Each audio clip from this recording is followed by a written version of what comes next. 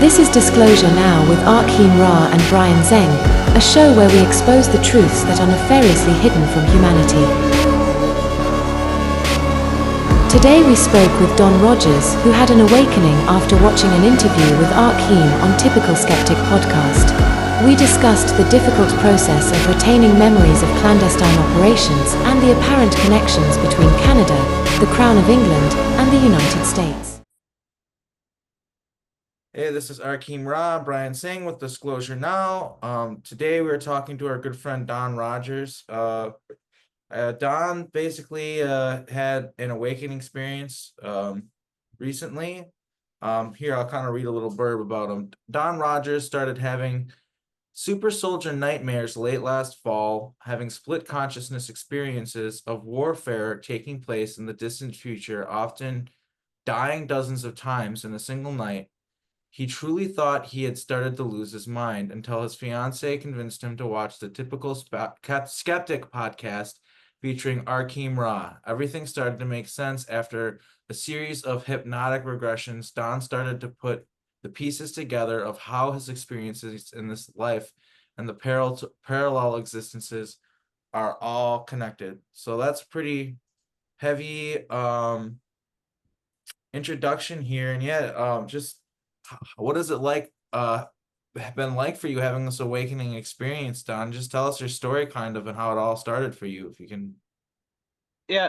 Like you were saying there, for me, the exciting part started like last October when I'm going to say 9 nights in a row, maybe 10. It was just night after night of I was in violent warfare with reptilian and alien creatures that were 14 feet tall. I could literally feel my teeth being smashed out on their boots and the butts of the rifle and taste my own blood. It was night after night. I pissed the bed the one night. I'm not even afraid to say it. It was that horrifying that it was just over and over and over again. And my fiance had already been on her deep dive, and she's like, you have to see this. You have to see this. You're not going crazy. There's something going on. And I'm like, I didn't even watch podcasts, much less have one or be involved in them at the time. I had no idea what they were about. It's like, this isn't for me. Finally, after, I'm going to say it was heading for 2 weeks of sleeplessness and just horror, I finally watched the episode with you, and so much of what you were saying during that interview resonated, and I was actually able to visualize what was going on. I was seeing your experiences as you were reliving them. And I ended up finishing that episode just sobbing because I felt an emotional connection to a man that I had never met, because it felt like PTSD. Just all of the sudden, all of this made sense in my head. I seriously thought I was going to have to go to an insane asylum. Wow. Because I thought I was losing my mind. I thought I was done. I thought my cheese had slid right off my cracker. I was 45 years old. What I knew about the paranormal is I was pretty sure I saw a UFO in 93, 94, and I think ghosts were real. That's what I knew. I had no idea the rest of the universe existed outside of my 9 to 5 life. May I ask something, Don? Yeah. When you watch a movie, have you ever seen the movie Tomorrow Never Dies? I don't think I have. It's a Tom Cruise movie with what's her name? Emily Blunt. And in it, it's humans on Earth are fighting sophisticated ETs, and we're utilizing their time travel technology to redo missions over and over until the mission is successfully completed. And so, as you're talking about your experiences with the dreams and the repetition and the motif or the theme of the dreams over and over, it almost sounds like you were on a mission, perhaps, and you're just reliving it over and over, because it might have been a mission where you had to use time travel or whatnot to redo it over and over, making it that much more memorable. That's just a thought. Yeah. And that does kind of make sense in a way, because once I started doing the regressions, I was actually able to see the physical form I have in the future, and it's pretty much just a blank in a biosuit. It's just a featureless, bald-headed clone that's in a military-style tech suit. And your consciousness, as soon as you die, you go back to base or wherever the fuck it is that they put you back in, and you pop back in and you're right back out. You're jumping out of the next vehicle with a fucking gun in your hand to go do it again, right? And it just repeats. Yeah, Like, that really hit me hard with what you just said there, because that is why I started talking publicly, is because I knew that there's other people like me who are struggling trying to understand this stuff, and it's really hard. And I know that my dad did go crazy because there wasn't Typical Skeptic podcast with Rob Khalil or anything like that, right? That didn't exist. It was just nuts and bolts people, like talking about UFOs and ghosts, right? Like you're talking about, like people didn't understand the full depth of what was going on, and now people are starting to grasp that. And now it's up to us with living through these experiences. You have this like weird responsibility placed on us to try to like educate the public on it in a world that a lot of times mocks it. And it's just a really weird position to be in when you're waking up to this stuff. It's really bizarre. But the thing that has always motivated me to continue to be public and to just do it in the first place anyway is that I know there are people who suffer with this stuff in silence, that because it's not normalized. They know what happened to them. They know they're experiencing these programs. They know there's cloning, their consciousness transferal, all these things. They understand exactly what's going on and exactly what's happening to them. Okay, these people are out there. People that are not coming to our conferences, who are not watching our YouTube interviews. They're just living with these experiences alone and burying them and doing their best to just bury them and not talk about them. And through us, people like you, Don, and people like myself coming forward and just talking about what happened to us, we normalize this subject more and more. Hopefully is the hope, right? So that eventually it isn't a taboo, or you're seen as crazy for talking about what you've experienced, which is real events, like, fighting on other planets and all these wild things that they make us do. Like, people try to gaslight us and tell us that we're crazy. And yeah, the more of us that come forward and just kind of publicly testify to what happened to us, the more clearer of a picture it can be made for the public, and more of a case we build against these people who are doing this stuff to us. yeah.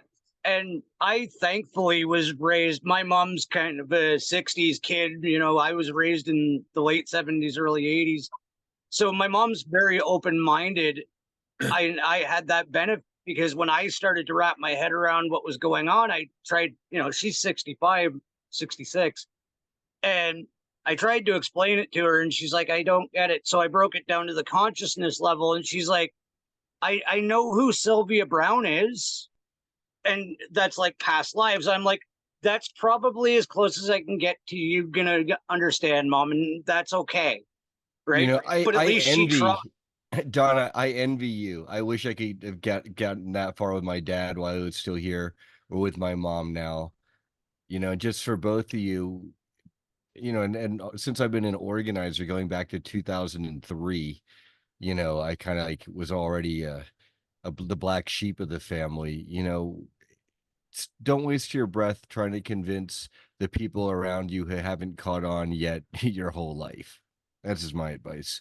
Focus on the people who have the time and the energy who want to listen.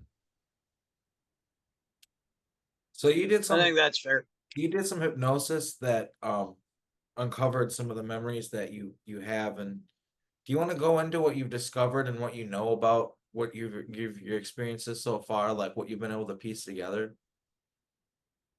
Yeah. So if we do this chronologically, this is where it gets a little weird. I was born with a tail. And what I mean is, have you ever seen when an iguana has its tail broken off and it's just that nub. That's what I had when I was born.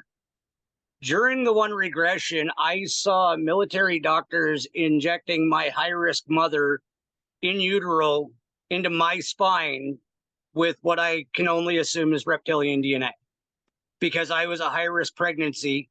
And after all of the regressions, it's kind of a spoiler, I exchanged that stage of my consciousness for my existence here. I wanted to be here to do this so badly that I signed up for service in the future. And that was the exchange, is I had to be injected with reptilian DNA, because I wasn't going. My mother had multiple miscarriages. She had a miscarriage. She had my sister. She had a miscarriage. She had me. And then she had 2 more miscarriages. So it was a roll of the dice. So what I've come to understand is I, on a soul level, traded off my life to come here. But there was otherworldly, extraterrestrial interference or help. I don't even know quite how to explain it. But that leads into the whole part of me being born with a tail. So basically, it looked like an iguana nub, literally right above my butt. And they couldn't really explain how it happened, or never did. Another, our old roommate, you're still your current roommate, Brian. Wasn't John talking about how he was born with a tail? And There was a gal that Johnny was dating, the father. He was dating a gal who she has I'm not sure how much, but she has like a bit of a vestigial tail. And then my feedback for Don, and this is and speaking with Penny and all the others, and you too, Arkheim, it, I would suspect that one reason why they inject you to hybridize using perhaps a form of CRISPR type gene insertion technology while you were still in utero would be so that if you got hybridized reptilian DNA, then you could be part of a super soldier group that can hang around the vicinity of Draco reptilian in particular. It does help, yeah, and then just maybe abilities and abilities and stuff like that too, but that's a part of it. And then there's also this aspect of it where that if you have their DNA, like you're like not like given the full respect of being a Draco, but they have to give you a certain level of respect because they're in a way you're technically like part Draco, right? So that's an interesting aspect of it too.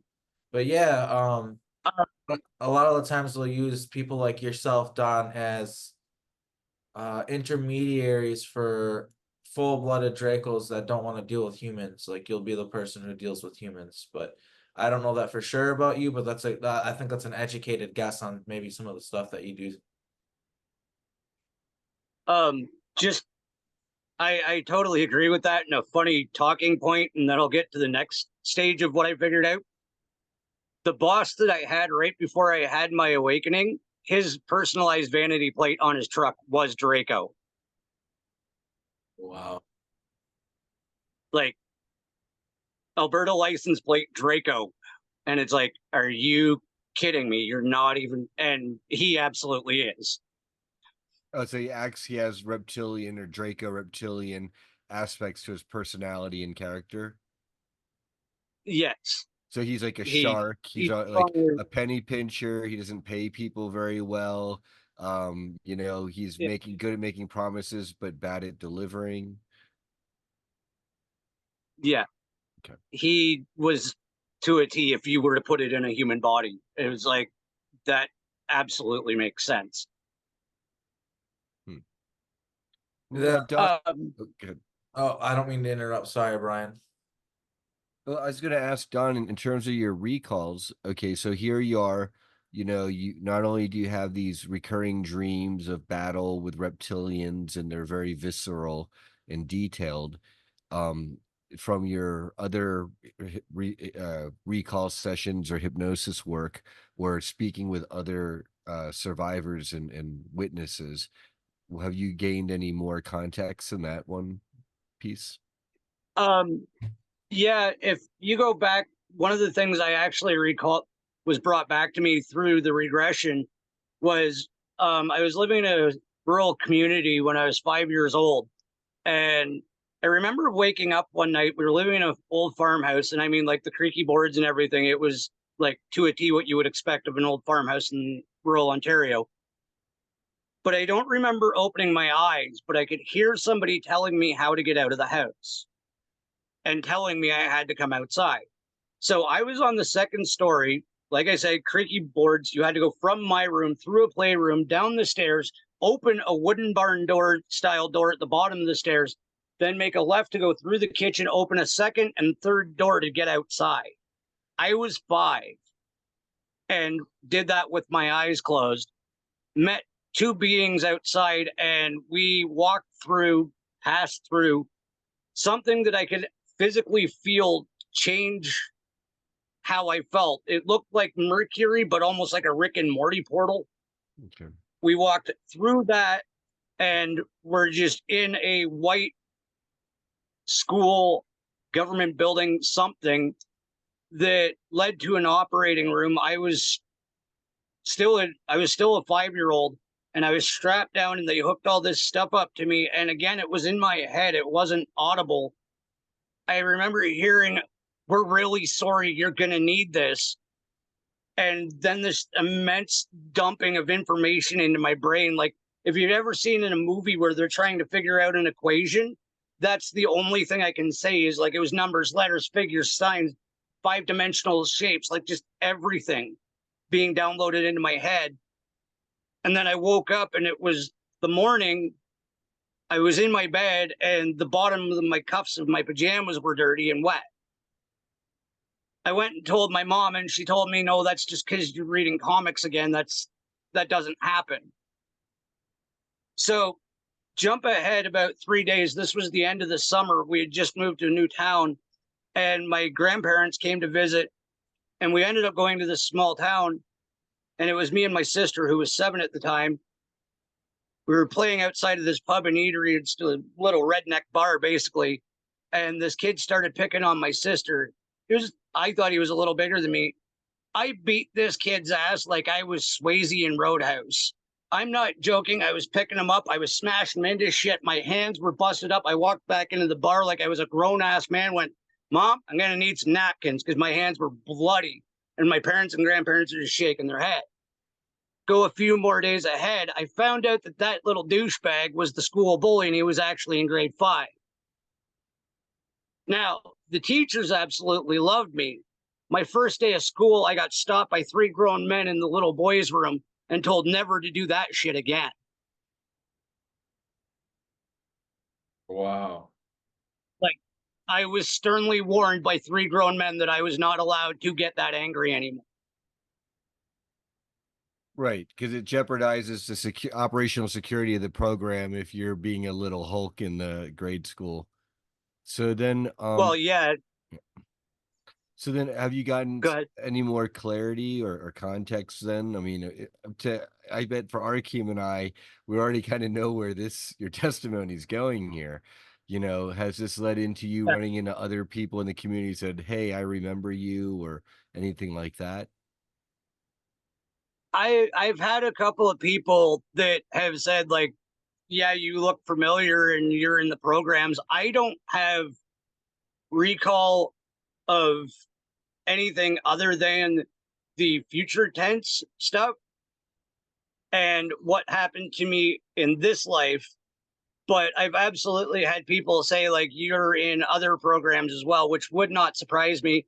And I actually mentioned it to Arkheim, and I've joked about it, is that me and Tony Rodriguez, if I cleaned up a bit, could pass for like cousins, right? And like even genetically, we look similar.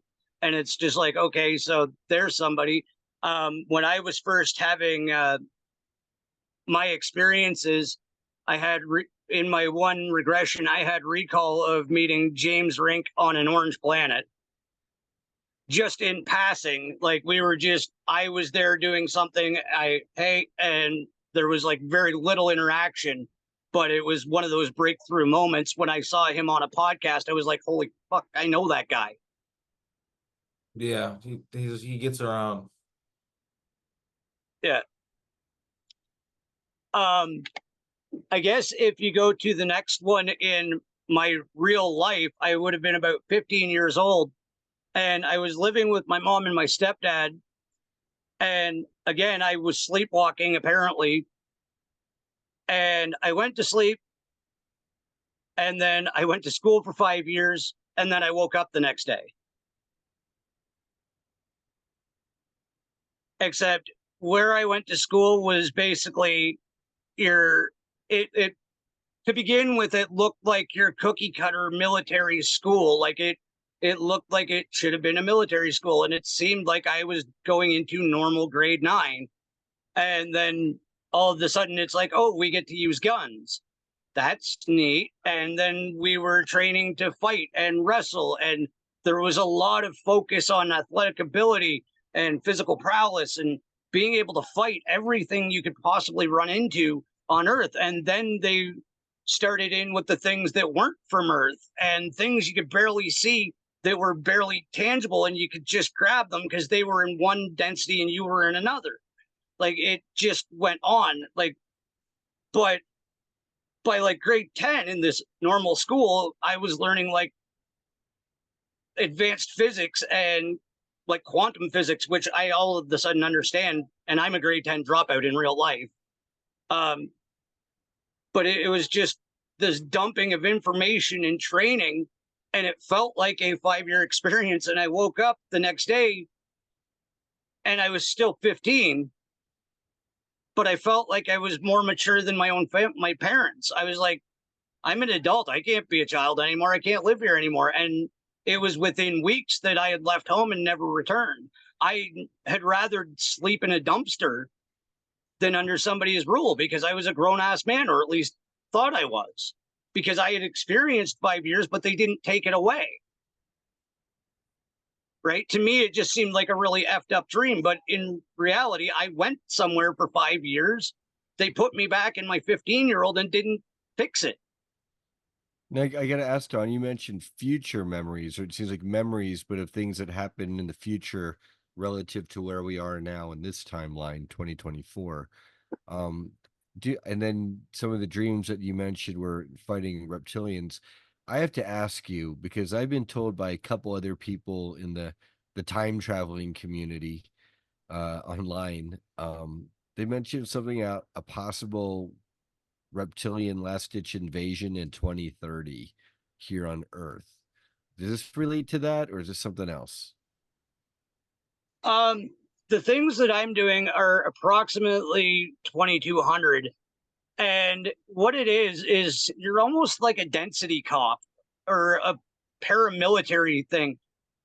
Earth is basically reset into the crystal tech. Like, we have all of the modern convenience, except it's from the natural energies of the Earth. Like, there's crystal screens and all of this. It's the good AI rebirth of Earth. Like, we're not living on the Earth, we're back to living of the Earth. But there are still like 5th and 6th dimensional scumbags that are coming in trying to Lucian feed off of these beings, just trying to do it the right way. And what we are is basically, like what I was saying, is a paramilitary organization that anytime that there's an attack, we come in and fuck their shit up. Like, that's what my job is.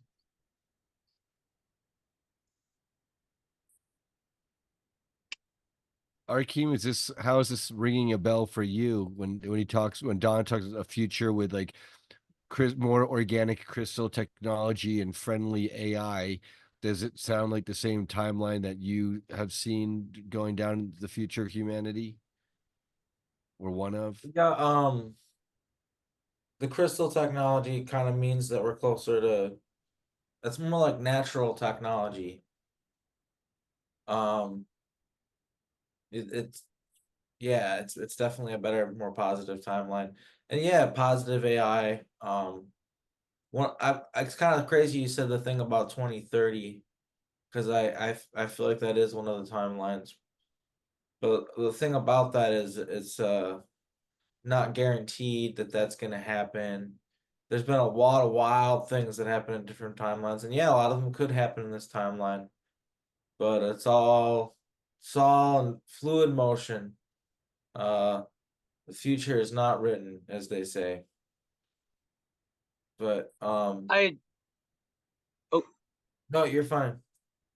Sorry. Well, one of the things I wanted to say is this kind of gave me an epiphany when it all took place, is like when I had the realization that there's a stage of my consciousness in a parallel existence or even a different time. I was like, okay, if that's a possibility and I can see it in this one, that means that there's all different stages of my consciousness. And I think that's where you get into the whole higher self understanding and like the energetic body. But something that's happened to me a couple of times, like when this first happened, I was like, okay, I can see things, I can understand things. What the hell do I do with this? I'm like, make this useful. And I was meditating the one night before I went to bed, and I woke up and I knew where to Google Map and look for military bases that went back from World War II right up to Space Force. So I got a hold of Rob Khalil. I'm like, dude, you want to see something? And I was showing him stuff in the Arctic. Now, what screwed me up is like 2 days after I showed him the stuff in the Arctic, Gaia TV all of a sudden was reporting on how they had seen an alien encounter right out where the base was that I showed Rob on Typical Skeptic. Like it was maybe within 50 miles of where I had pointed out on the map, right? So I went through this whole thing. I woke up and it was like I was a military savant. I had military knowledge going back. Like I said, I knew about World War II bases here in Canada, out in British Columbia, and I knew about Space Force bases up in the Arctic, up in Nice, or Nice, however you say it. And I knew exactly where to pull them up. And I was like, oh, okay, so I can just pull the. Yeah, what I think What's is, that? I really think what's going on is, you ever hear like these ET, they'll show up to, well, it's like flying saucers or whatever, spaceships will show up to nuclear facilities or places with a lot of armory, a lot of weaponry, specifically like nuclear weapons a lot of times. And these craft will show up and they'll disarm them. I think it's not that illogical of a conclusion to think that, what if one of the things that's going on with us right now is these same ET who are trying to prevent, because obviously if some sort of nuclear fallout happens, it affects like the whole universe, like, or like it affects the balance of things bigger than just Earth, I guess, right? They don't want it to happen, so they're willing to intervene. What if the stuff that's going on with us and remembering, and you waking up and remembering the locations of like 40 military bases, what if that has something to do with an effort of making this stuff transparent and bringing truth to power so that we can do something about these military organizations, because there are ET who are just as fed up with them as we are, because of the danger, the threat that it holds to not just Earth and humanity, but to them as well. Like I think that's really valid. Yeah, people think it's like crazy. Because People think it's crazy that we'd be like fighting wars against aliens or like doing these things like that, but like when it comes to like protecting the timeline and protecting like the future, and like people just don't think of the big future and like the fact that there's stuff that we have to protect. And I just don't think that's talked about enough, that there's stuff that we have to protect. Like, does that make sense? oh, I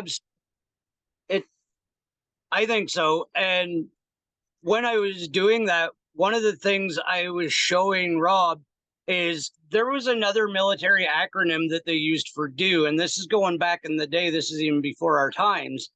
It was Distance Early Warning System. And these little cozy things are all up across the top of Canada. And there's also a thing called the Pine Tree Line and the Dew Line. These are all hidden military bases that went back in basically our grandparents' times. In Canada, they're called Deefen bases, right? And if you go back and look at these things, these are DEWs. These are deep underground military bases that they have hidden for the last 60, 70 years, right? Nobody, because our grandparents didn't know that that's what they were. But these things, if you look them up, you can find them on the CIA reading room, that these were the size of small towns, right? They had towns built around what were supposed to be radar stations, but they could like literally populate an entire city with what was under the ground. These aren't radar stations, and they've been forgotten about. All of these horrible fucking things that happen to people like us and the bases that we get snatched at, that no, those can't possibly exist. They do. They're up here. They're hidden all through up here. Do you know of a base near Kamloops? Yes, I do. All right. And then I got to ask you, Don, in your own family background, do you have like Masons or military or you know, mafia, you know? I mean, I only Uh, say it half jokingly. Well, that's actually interesting because when I was still in the middle of being an alcoholic, I was heavily scouted by the Masons. I actually got to second level, and that was the second time they threatened to kill me. And I was like, yeah, this really isn't for me. I think I'm out. So they You know, threatened I went through 2 years. Well, in their little fucking performances, it's basically a threat on your life. I got to the second one and I went, yeah, kind of, peace, I'm out. Like, I don't want to do this anymore. I don't want to, this seems way too fucked up for me.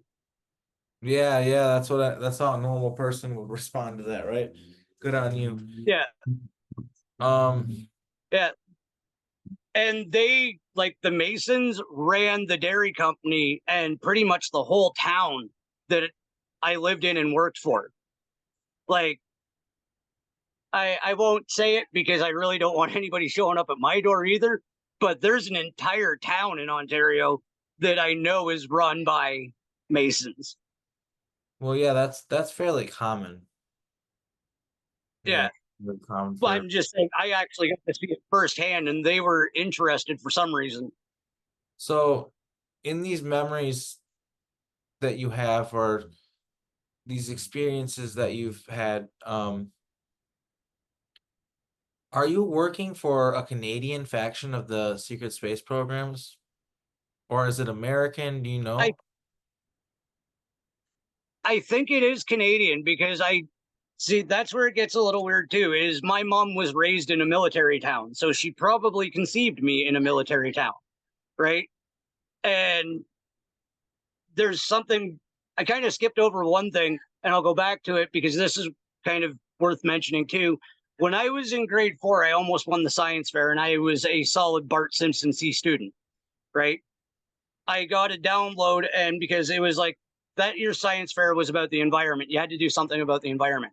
So I invented a countertop can crusher that reduced pop cans to 1/10 their size in grade 4. My my stepdad was a sheet metal worker, so he built it for me. Now, the next year is where it gets interesting. I came in second in the science fair. All of a sudden, I got invited to the provincial thinking symposium.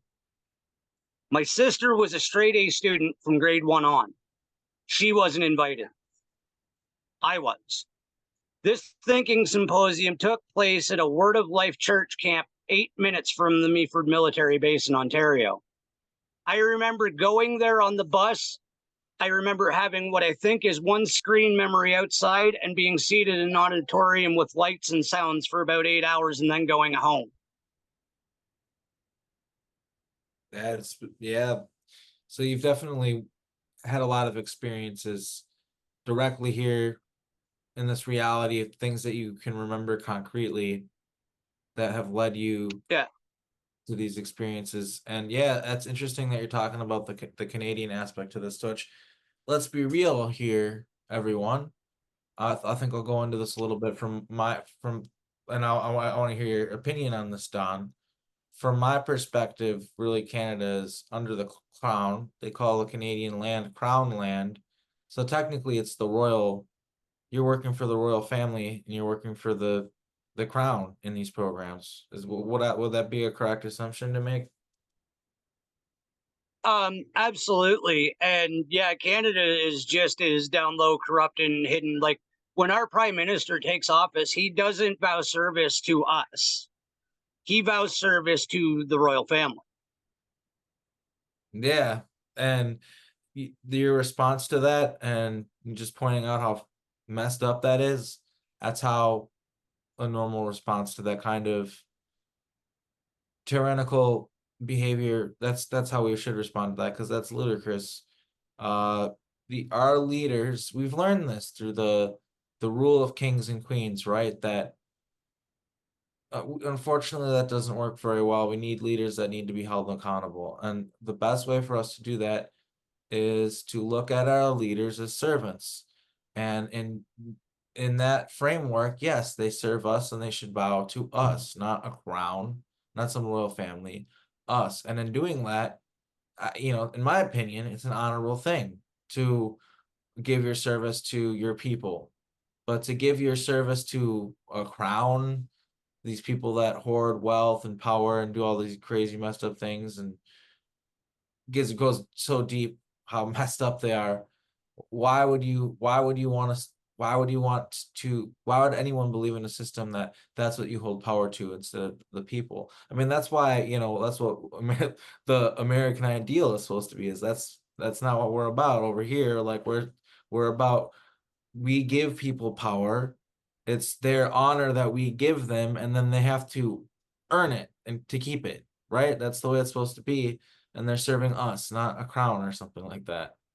And even over here, we're forgetting a bit sometimes that mentality of all of our politicians are public servants. That's what they are. It's an honorable job that they're doing, but they're our servants, our public servants. They're supposed to serve the American people, or whatever country it is that you're in, the people of that country. And yeah, we've just lost sight of that, and now they're getting replaced by like actors, like who are putting on a big show, and it's just so obvious. They're putting on a big show. That's a whole nother subject, though. Yeah, Yeah. I gotta ask you, Don.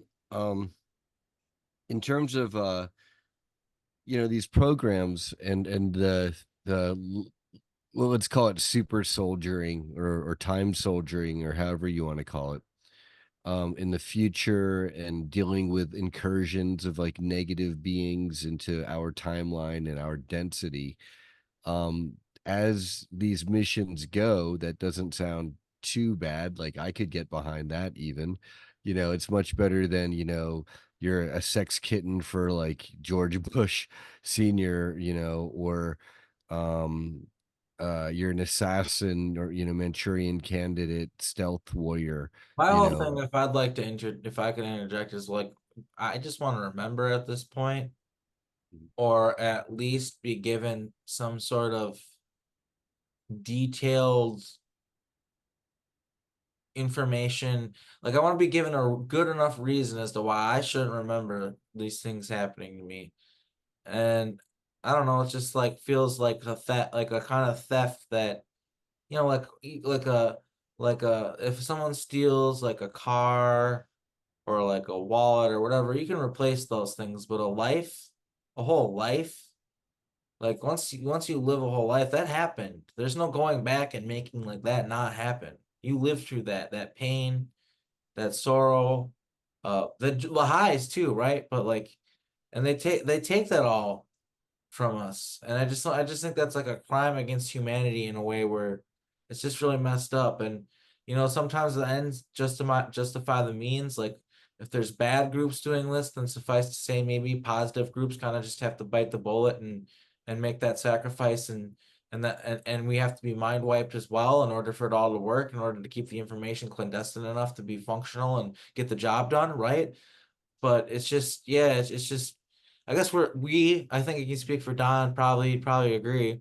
We're just tired of it. Like, we're tired of like not knowing what we're doing, like feeling confused about the memories, like not remembering, like not like it makes you like not it makes you feel like a crazy person sometimes, right, Don? Like, it makes you feel like a crazy person, like getting these memories back, trying to figure out, okay, what lifetime were you in, and where was it, and when, and then you get like this lifetime mixed with up with this other lifetime, and then later on you find out they're totally different lives. So that means that some of the information you're saying is actually kind of slightly off. Like, it's crazy how complicated and much of a, just for lack of a better term, I'm just gonna like mind fuck it is. It's just an absolute mind fuck.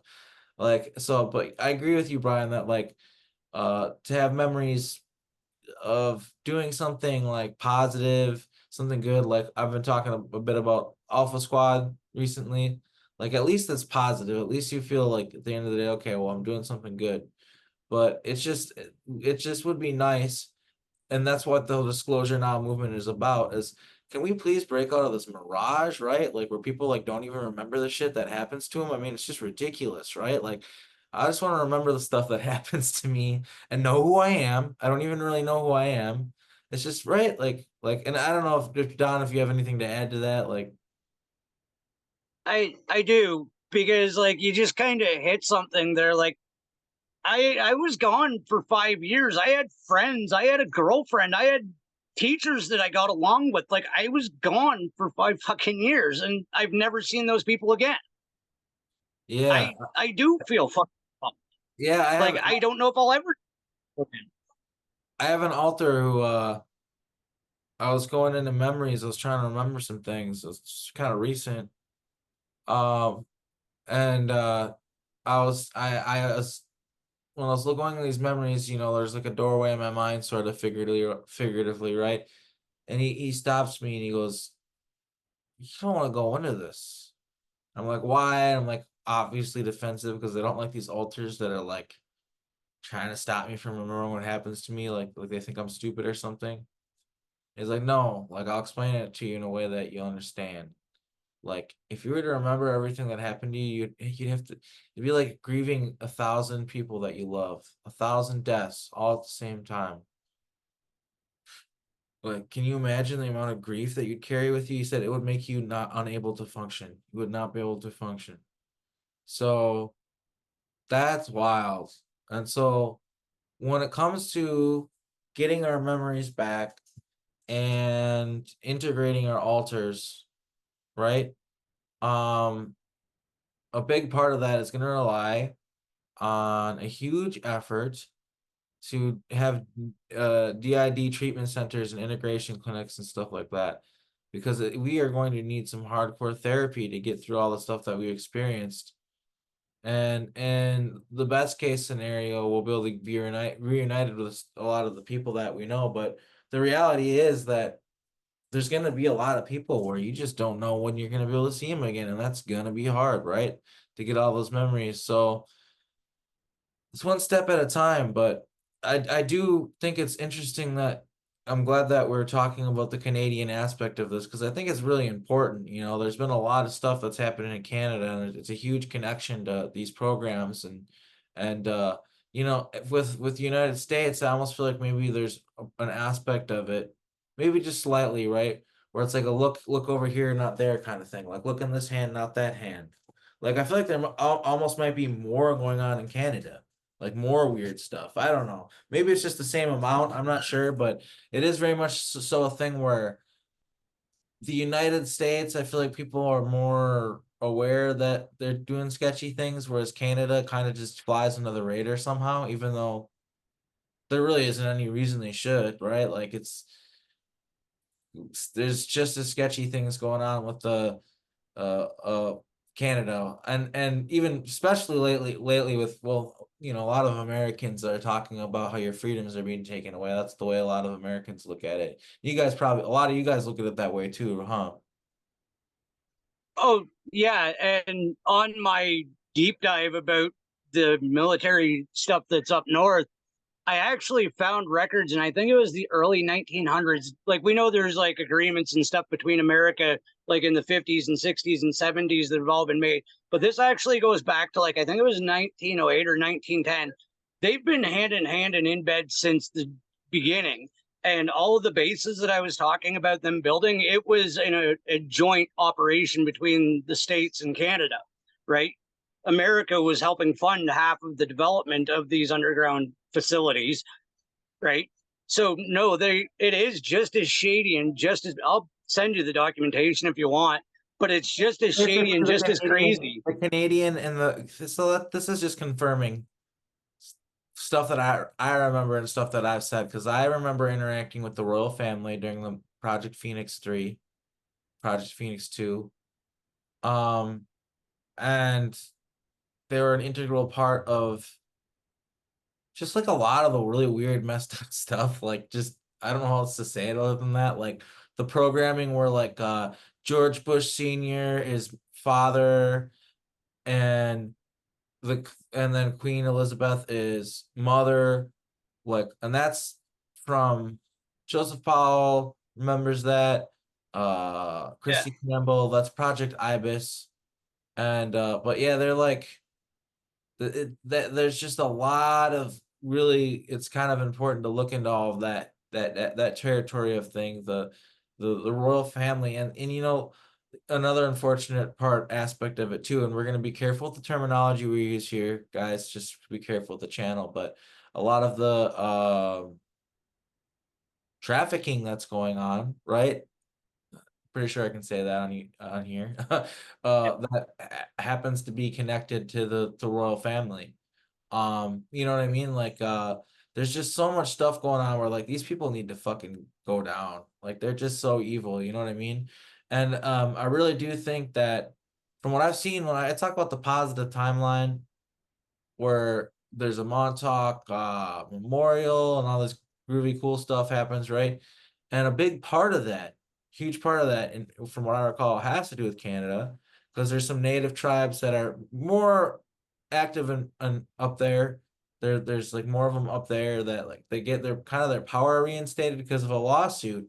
And the lawsuit is connected to the Native American tribes and connected to victims of MK Ultra, which is connected because like a lot of these natives have like really valuable DNA, so they're in these programs and stuff too. It's messed up to say that valuable DNA. It's so gross, but that is how these programs work. Unfortunately, they're looking at your DNA and stuff.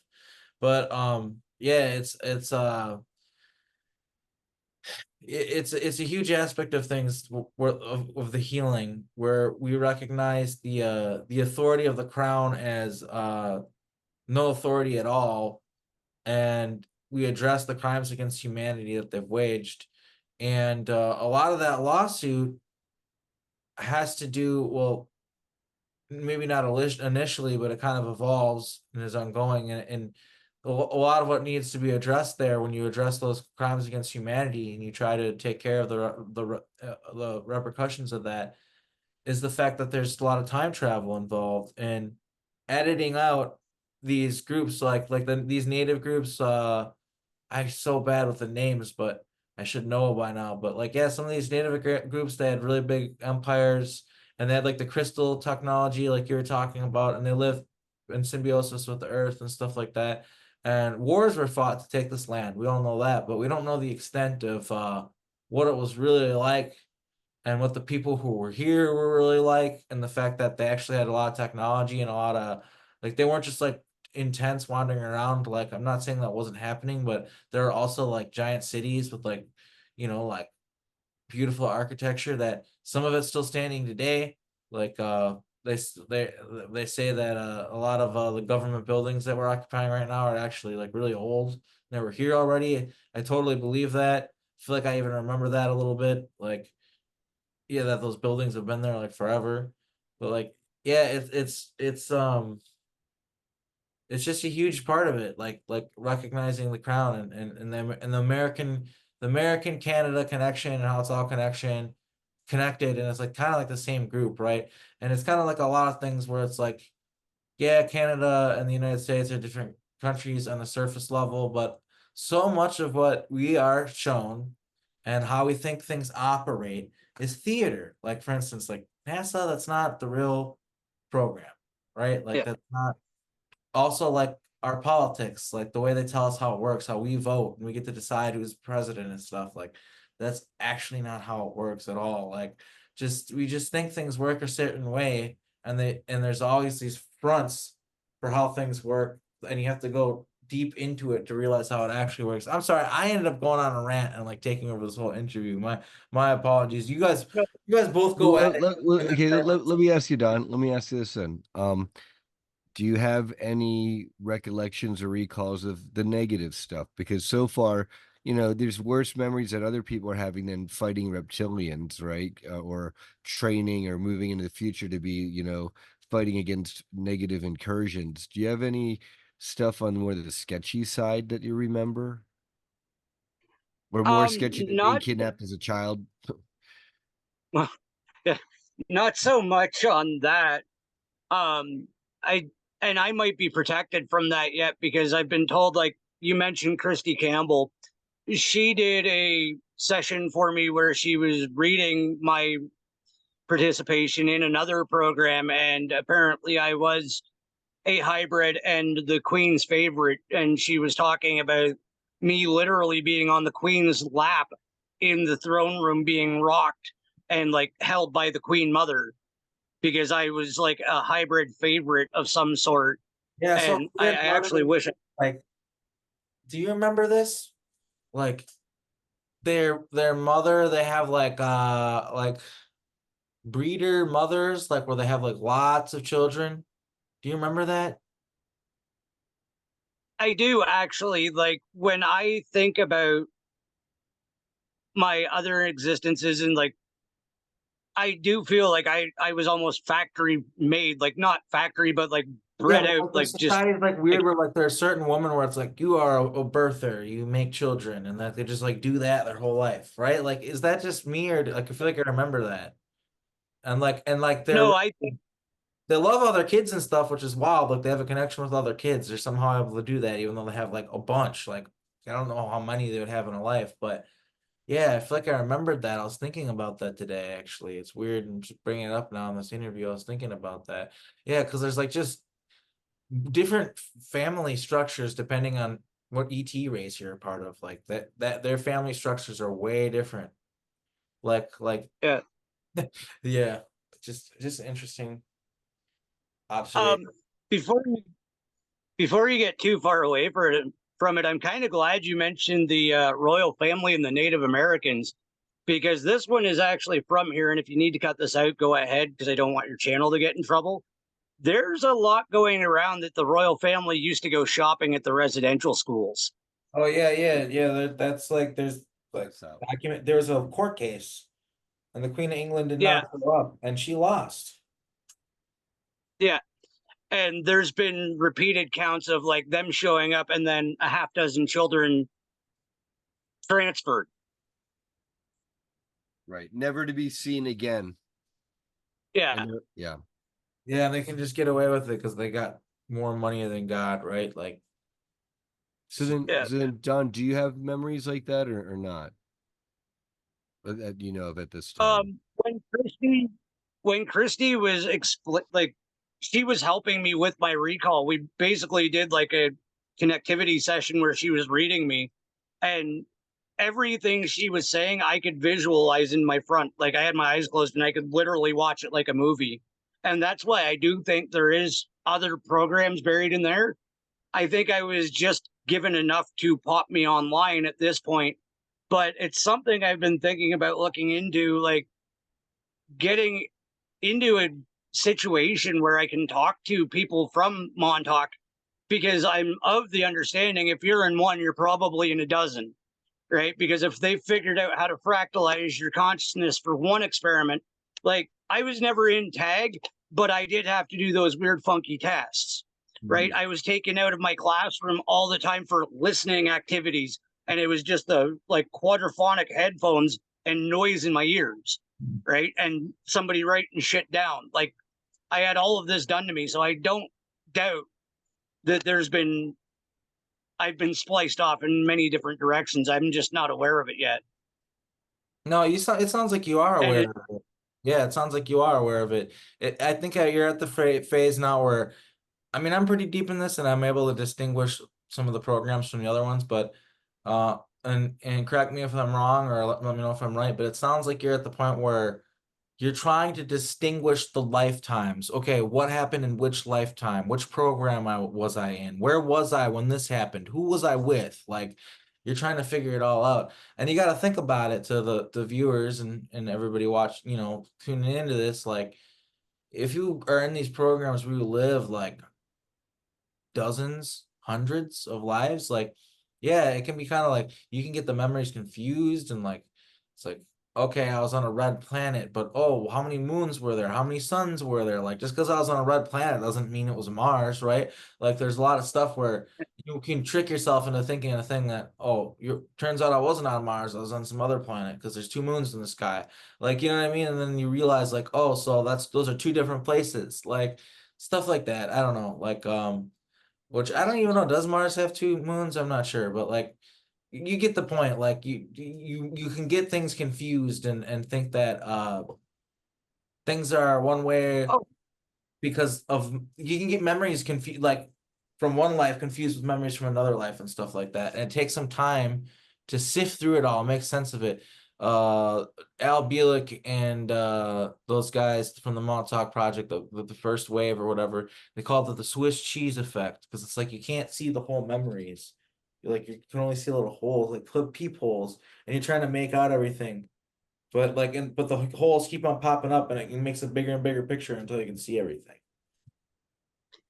yeah. One of the ones that actually came back in a regression that is just one of those Swiss cheese ones that you're talking about was an experience I recalled. It was me, my fiance, and my mom, and we were on the moon rewiring it because the moon that is being used to as a negative energy draw, we had overtaken that and we were like basically working on reversing the polarity to revert the energy back to Earth. But this was, again, it was in a future, but not the one with the lizards. This one was in one where I was with a team, basically like a ground team. We were just doing mechanical shit. Like there was no fight, there was no nothing. We were just fixing stuff. Yeah, so it's not all like fighting like in space battles. Sometimes it's like mundane stuff. I've talked about that a lot too. Sometimes it's just doing normal stuff. And one of the bigger whistleblowers out there, Tony Rodriguez, who, like you pointed out, you kind of look like you could be related.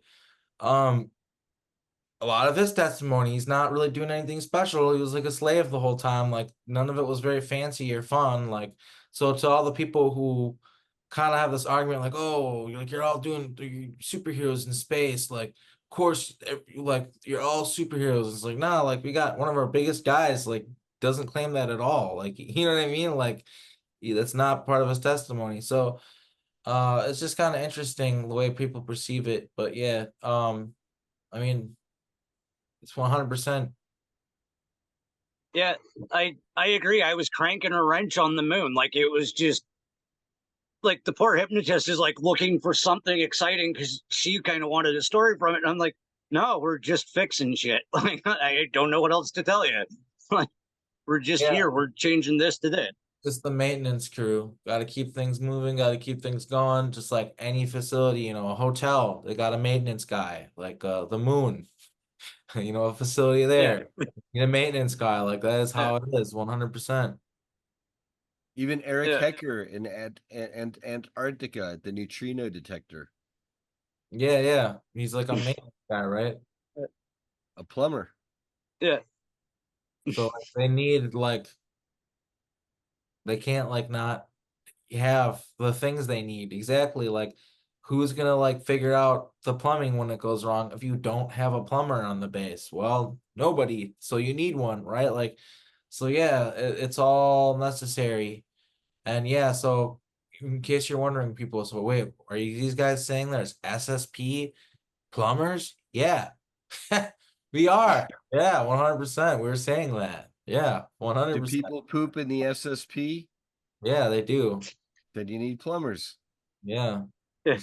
That My might be friend Karen Holton had a 30-year experience on what she calls the big ship. And it's literally she was just doing 30 years of clerical work, living another life. Like it isn't all lasers and pew pew. Yep. Sometimes you're just filing paperwork even. Yeah, there's someone But actually she had a in the community that I see at conferences. I'm not gonna say her name because it's not her testimony anyway. But yeah, I remember seeing her in, like you said, like a clerical role. Like I was a base that I worked on another planet, and like it was like a secret facility in a mountain, and like in the mountain there was like a hotel. And basically you got in there and she would like check you in. And they're really strict too. It was like 5-star hotel, but at the same time it was like a jail. Cause like you gotta get checked in and like you gotta like get permission to leave, and like there's all these rules and stuff, but like it's also really nice. But like yeah, I remember seeing her like, and she just clerical position, like she's just, hey, you show me your badge, you know, like just checking you in to the hotel and stuff. That was her job, and it's here every time. Like So it's like that. Just I don't know, not to just keep reiterating it, but yeah, it's because people just don't get the fact, and I keep on trying to really bring it home to people, which I don't think anyone watching this channel needs me to, but it's slavery what they're doing to us. It's slavery because they're not paying us and they're mind controlling us to make us do it. And just people should consent is not really implied to me if I don't know what's going on and if I'm not openly agreeing to it, or at least, and even if I am agreeing to stuff, I don't remember it, then this version of me, like from what I can understand, is not consented to any of these things. You know what I mean? Like it gets confusing, but it's true. Like these all the stuff that's happening to me, it feels like different versions of me. And I'm like, wait a minute, like I'm here along for the ride too. And like, what about my feelings on the matter? You know what I mean? Right? Like, How do you feel, Don, about that? Do you feel like, hey, what the F, and you want to get these guys, or do you feel neutral? Like, what are your thoughts? Oh, I absolutely feel like parts of my life and even my mind have been hijacked, and it's not right. Like, and I do feel a lot of the time like I'm along for the ride. And there's days where I wake up from such a different place or a different experience because it's still ongoing. Like I'll have experiences when I go to sleep at night and I'm gone for 3 months and I'll be like, holy shit, I'm back here. Right? Like it's still happening. I'm still getting zapped into this place or that place. It's not always, like I said, it's not always a space battle, but sometimes you're just on a ship doing some shit. And you're just like, oh, how did I get here? And then you wake up back here and you're like, okay, but I know that part now. How the hell do I explain that part at this part? Because now I look like I'm nuts. Right? Like yeah, there's a lot of it stuff that just makes me go feels crazy. A lot of stuff will make you it, go it does feel it really does feel like parts of our minds are stolen from us because like okay, yeah, maybe that aspect of my consciousness agreed to it, but I can see it here. There's got to be something going on. Like, why am I getting overlay of it? Why do I all of a sudden, remember my girlfriend from 15 that doesn't even exist in this freaking reality? Right? Like, how? That's a rough one. How is this fair? Yeah. Yeah, Like, I had a girlfriend for 5 years and and she's gone. she doesn't exist in this reality. No, I've never met her. Since age 15 to 46, I've never run across this person. But you remember her. That's tragic. I'm sorry that you had to experience that. So then, do you ever get visits? Have you had any visits since by, like men looking at like military spook looking guys telling you to do or not do X, Y, or Z? Uh, I can actually share one that involves me and my fiance, Canadian Spinja. The night of the eclipse, the lunar eclipse, our entire house woke up to basically the sound of like if you were to open a Ziploc container, but you were inside it. That suction sound. We all woke up to that kind of sound with like ridiculously mountain fresh or oxygen air in our mouths. And me and Spinja had matching injection marks in one of the main lines in your hand. And here's where it gets even weirder. I woke up speaking in tongues. She was looking at me for probably about 30 seconds trying to get me to speak English because it was like I was speaking an entirely different language for about 30 seconds because my consciousness was still wherever it was communicating with whatever it was. And it took me a second to reset back here because I was, it was insane. Like, and even our son is like, did you guys hear that? I'm like, you heard that in your room. So it wasn't just us. And all three of us woke up at the exact same minute, like second. So something happened to us. Somebody took us and put us back. And that's the only logical thing I can possibly think of because we both had like injection marks right where you would for an IV on the opposite side of our hands, like as if we were laying together, like we were in bed. and then getting put back together at the same time, and I wake up speaking in tongues. Were any of the marks triangular, like 3 dots in a triangle pattern?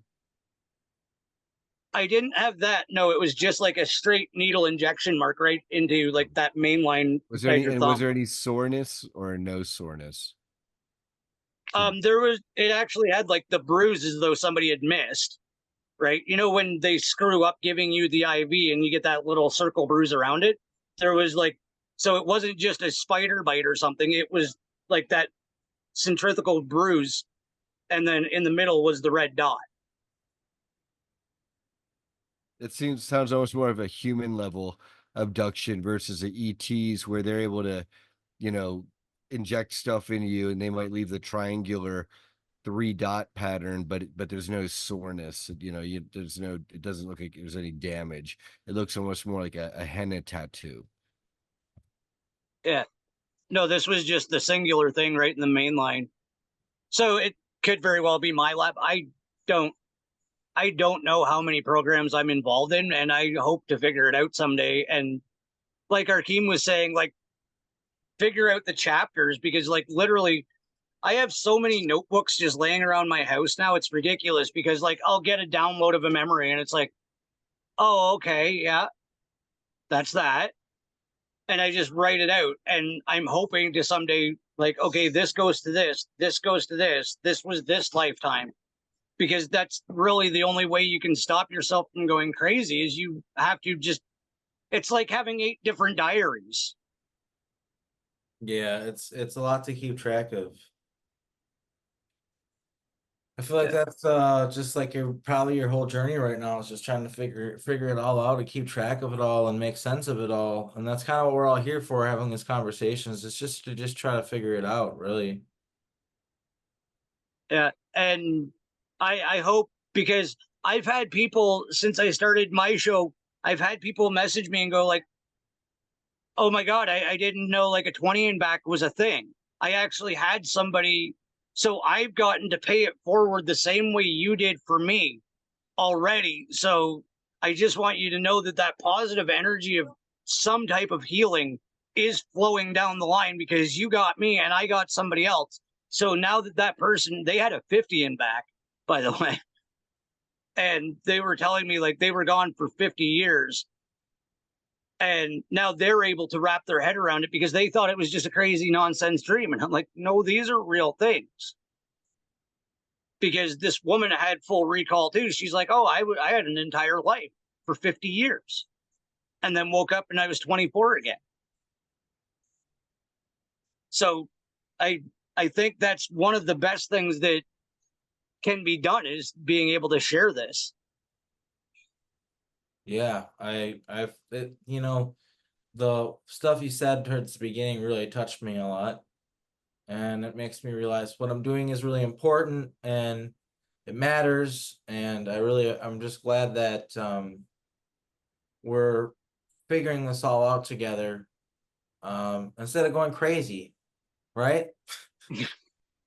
There's 2 options there, right? Either figure it out or go crazy.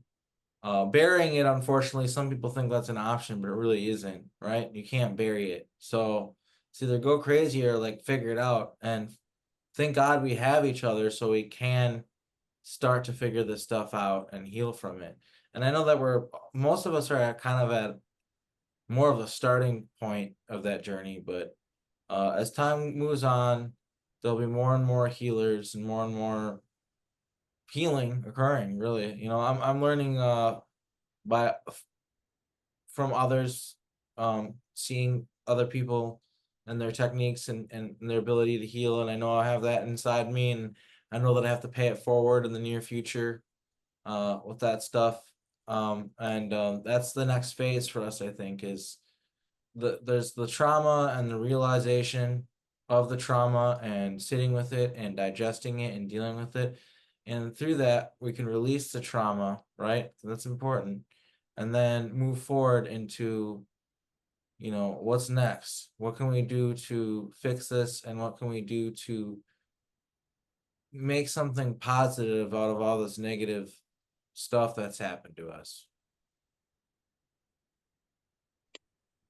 I totally agree. Like I think that's all we can do. And again, I can't thank you enough for being the one to have talked about it that day on Rob's show, because I probably would have tapped out and thought I was nuts.